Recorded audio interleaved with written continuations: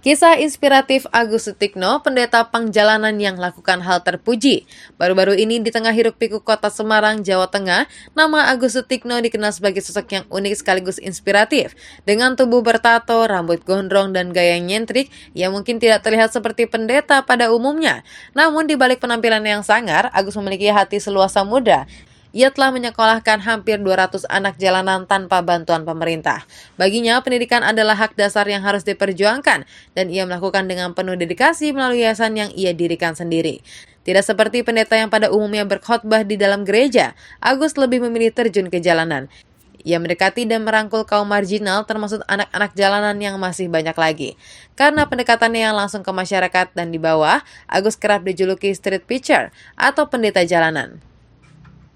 Ia percaya bahwa nilai-nilai kemanusiaan harus diperjuangkan tanpa melihat latar belakang seseorang termasuk agama, status sosial, maupun kondisi ekonomi. Pada tahun 2015, ia mendirikan Yayasan Hati Bagi Bangsa di Jalan Manggis 2, Kelurahan Lemperlor, Kecamatan Semarang Selatan, dan dari sinilah ia mulai menyekolahkan anak-anak jalanan tanpa syarat apapun.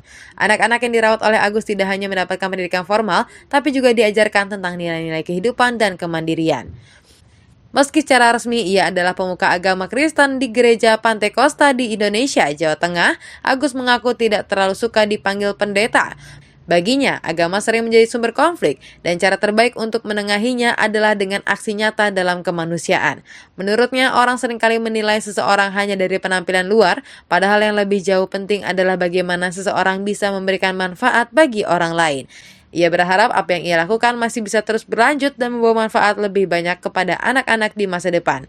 Ia telah membuktikan bahwa satu orang dengan niat baik dan aksi nyata bisa mengubah hidup banyak orang.